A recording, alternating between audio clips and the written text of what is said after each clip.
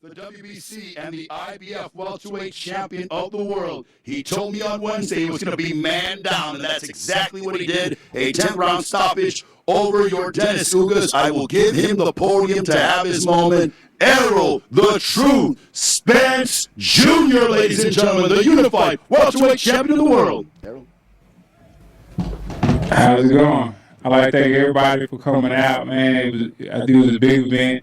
You know, Dallas really came out and supported me and showed a lot of love. And, you know, I showed my gratitude, like I said, on social media, to show my gratitude by not just telling them, but showing my appreciation by showing them in the ring. And I think that's what I did. Everybody enjoyed the show. They got their money's worth. I put on a great show and a great performance. And I appreciate everybody for watching it on Showtime pay-per-view and spending your hard-earned money and coming to the fight. Appreciate you spending your time and your hard-earned money coming to the fight, too. Thank you. Okay, Emilio has questions? Okay, we'll start over here. Cameron Buford, Los Angeles News Observer, by way of Voice of the Fans. Congratulations, Spence, for doing your work, getting in there and putting them away. At what point, in the third round, that was an exciting third round, did he frustrate you in that third round? In the sixth round, did he piss you off? It was just in the third round. I think it was like even the start of the fight. I was getting a little bit, you know, I was kind of off a little bit, you know, I guess the layoff, but I was kind of off a little bit and trying to find my rhythm and my range. So, and I was throwing like looping shots. My shots were coming a little bit hard, and I wasn't setting up my punches or just letting them go like I did in the later rounds. It started being more effective when I started letting them go. But at the first start, I started just throwing hard and trying to you know, put a lot of emphasis in my shots. Yeah, this is Skip Brown from Dante's Boxing Nation by way of Aki TV. First of all, congratulations, champ. Thank you. Terrence Crawford tweeted, quote, "Congratulations, great fight. Now the real fight happens. No more talk, no more side of the street. Let's go." What's your response to Terrence Crawford's comment? I mean, I already responded. I mean, I already said what I said when I was in the ring. And I've been saying it this whole week, doing pressures and everything. I said, it's mid strap season. I got one more belt to get. And, you know, after I get through Ugas, I'm coming at Terrence Crawford. So, y'all already know what time it is. Errol, Cesar said over here, America TV, decisión dividida Puerto Rico. Hey, we saw, this is the second time that we see the same thing happen with the mouthpiece situation, right? Do you have to work on correcting the situation with the mouthpiece? The same thing happened in the Garcia fight.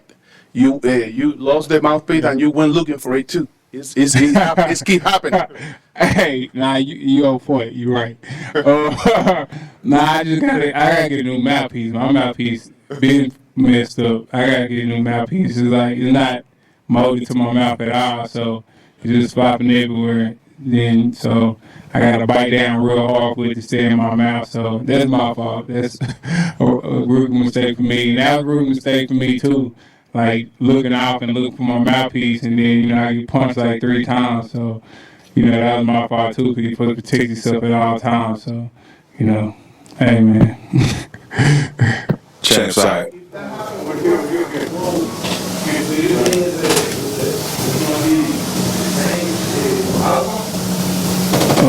I mean, I don't know what the future holds, but like I said, I'm gonna get a new mouthpiece. Champ side, Errol, you really started right here in front of you. You really started applying pressure right after that situation. And can you talk about the dog, Michael Irvin? I saw him after the fight. He was very fired up. He said, "That's what we do. We break, mother." Can you talk about your style and that pressure that you put on to make a fighter break inside of the ring? I think when the fight first started, I was being kind of impatient. I don't think I had my rhythm and my range, so, you know, I was throwing like looping shots, you know, trying to throw hard shots and trying to catch them. But in the later rounds when I started, you know, setting my shots up and placing my shots and picking my shots and not throwing hard, but just, you know, letting them go, I think I was catching them a lot and, you know, breaking them down. And And I felt him breaking down because, he wasn't throwing like he usually does. So I was like, okay, I got him now. And then, I just kept punching. I thought the ref was going to stop it a lot earlier. But, you just let it keep going. Keith Heineck from BoxingScene.com. Congratulations, Errol. Thank you. Now that you've both made it crystal clear that you want this fight next, how difficult do you expect the negotiations to be, and what do you think would be fair for both of you? I'm not going to talk about what's going to be fair for both of us. That's for the guys in suits to go over all the analytics and, and stuff like that, and see what we both bring to the table, and then sort it out like that. So he got his people that take care of his business. I got my people.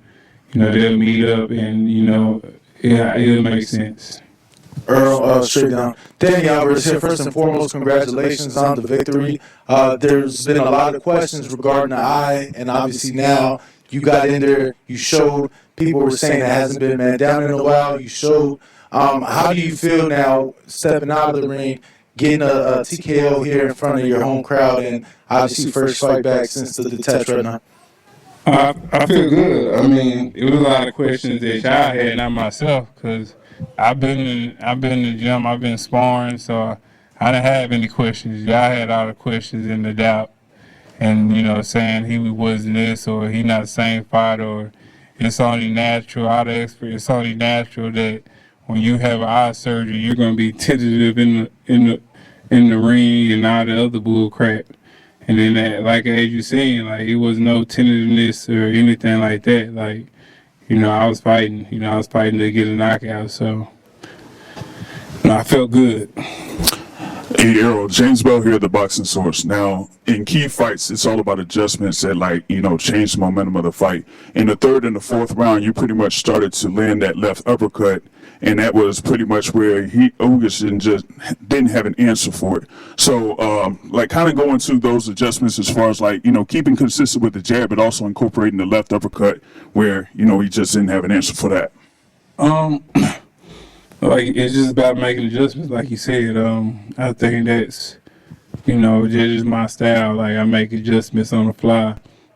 And when something's not going right, that's what I do, and I try to look for different things. So, I was throwing the left, it wasn't working, so I was jabbing, setting it up, and then throwing the right hook, it was working. Then I was throwing my short shots underneath, and then coming over the top, and that was working. So, I was just trying different things, and, and the things that was working, I started using more and more and more as the fight started going, and I started settling it in. Earl, congrats, champ. Steven Cureño, KO Art of Sports. Your body attack was vicious tonight, man. Do you feel that helped open up the shots to the eye? And with the eye closing, did you see it closing, obviously, and maybe kind of start going for it more, thinking maybe the stoppage would come from that? I did see it closing, but, I was just targeting, what was open and just trying to punch through his guard. But I know a lot of times he just sit and brace himself and, try to take the shots. So I was just punching through the guard. Okay, we have time for one last question. Thank you. Valencia King with Real Talk Sports right here. Earl, congratulations again. My question is, you came out to none other than Southside the Realest. It's the big TUCK. What was that moment like for you? Because the city of Dallas was on 10. Yeah, that's what, I aim to do, especially fighting in Dallas. I want to bring homegrown, people that's from the city.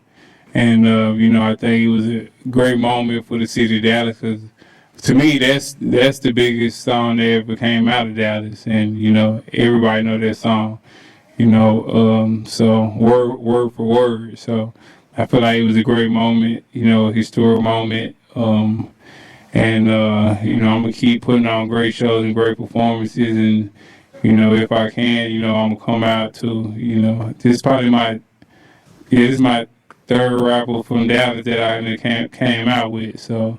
I'm always trying to, show love, back to my city, especially, if somebody has a great song, I want to get them as much exposure as I can.